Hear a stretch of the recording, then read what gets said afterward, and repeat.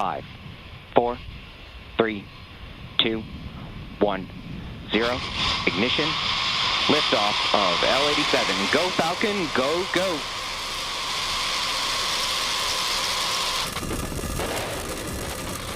Vehicles pitching downrange.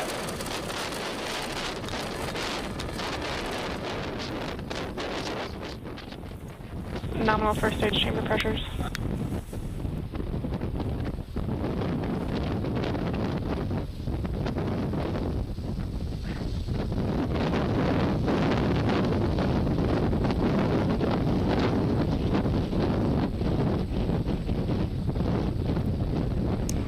We're now T plus 40 seconds into the NROL-87 mission. Falcon 9 is throttling down in preparation. Power and telemetry. In preparation for max Q, which will take place at T plus 1 minute and 12 seconds. Max Q, of course, being the moment in which the vehicle experiences the highest amount of aerodynamic pressure. Beautiful views of the California coast there in the background.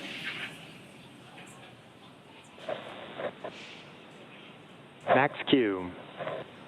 All right, there we heard the call out for max Q. Everything looking good with stage 1 trajectory. Now, in the next couple minutes, we have 5 events coming up in quick succession, starting with main engine cutoff, stage separation, stage 1 flip, second engine start 1, and then the boost back burn. Main engine cutoff, as the name suggests, we will we will shut down all 9 Merlin engines. The stages will separate.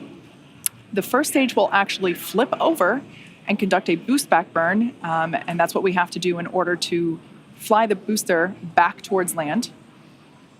And of course, during that time as well, we'll have second engine start 1, where we will ignite the Merlin vacuum engine. Again, not a cloud in the sky, gorgeous liftoff from Vandenberg Space Force Base, Space Launch Complex 4 East.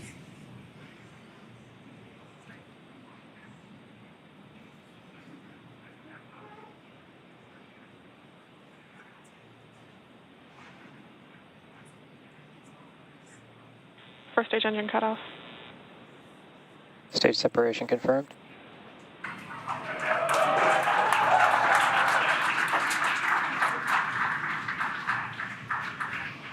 Stage 1 boost back startup. All right, there you saw all of those crystal clear, beautiful views.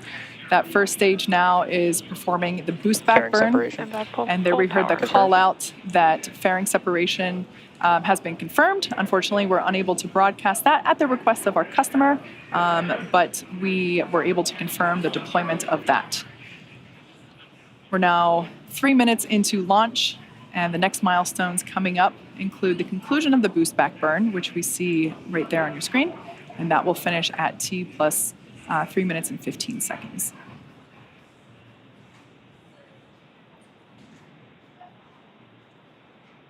Stage 1 boost back shutdown.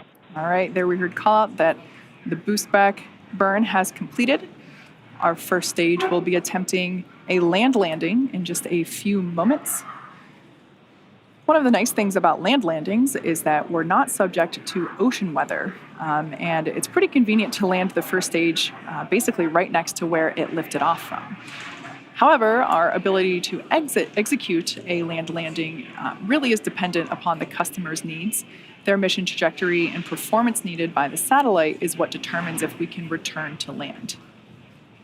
Most of the time, their requirements don't allow for a return to launch site, which is what we're performing today, which is why we also developed the capability to land our first stages. Both vehicles on nominal trajectory. Good news there, both first and second stage reporting to have nominal trajectory. So that's why we developed our ability to land our first stages out in the ocean with our drone ships. Now, in order to complete today's land landing, the first stage has 2 more burns left. Next up is the entry burn, and that's where we will reignite 3 of the Merlin engines on the first stage. That will help to slow the booster down as it re-enters the upper part of the Earth's atmosphere. That's a view there coming from inside the inner stage. We can see the stage pusher there. Here we have a beautiful view. I think that's probably one of the Channel Islands there on the right-hand side of the screen. We can see 2 of the 4 hypersonic grid fins. We deploy those shortly after the stages separate, and those grid fins help steer the vehicle during descent. You will also see that right there we just saw one, like a puff of white gas. That is nitrogen gas from attitude control systems that help control the vehicle's orientation. So there we can see the booster is steering itself back to Vandenberg Space Force Base. Piece of ice there on the left-hand side.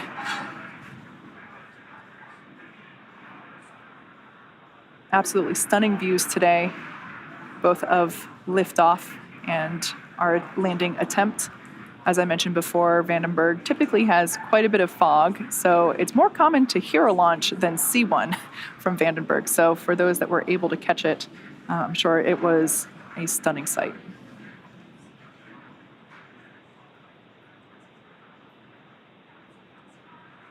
We are about 20 seconds away from the entry burn.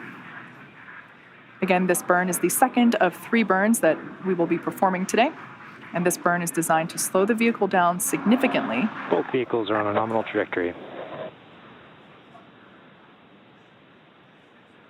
So the booster is now basically coming through the thicker part of the Earth's atmosphere. So we're going to slow its velocity down with this entry burn.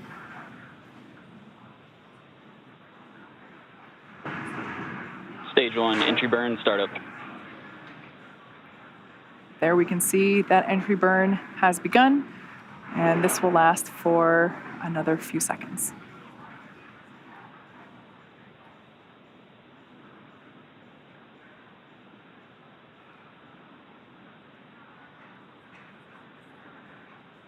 Stage 1, entry burn, shutdown.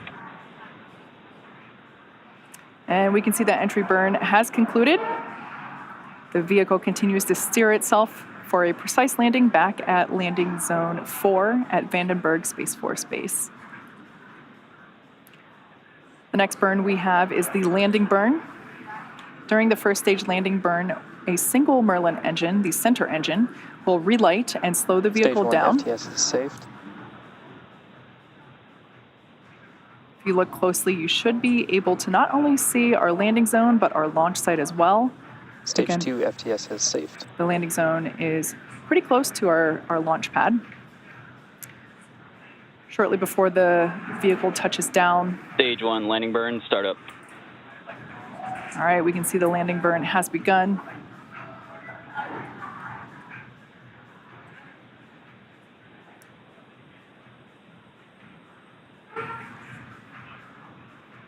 Landing zone coming into view for the first stage. Again, this is the first flight for this booster and first landing attempt. Stage 1, landing leg, deploy.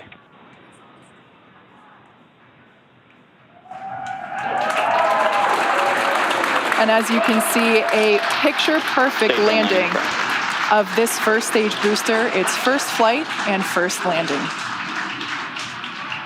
This booster will be prepared for reflight on another NRO mission later this year. This also marks our 105th overall successful recovery of an orbital class rocket, including both Falcon 9 and Heavy first stage landings. As I mentioned earlier, at the request of our customer, the National Reconnaissance Office, we are concluding our webcast coverage early today. We would like to hear the NRO for entrusting us with today's launch, and a special thanks to the Range and the Federal Aviation Administration for licensing support. For all those tuning in, thanks for watching, and we'll see you tomorrow for our Starlink launch.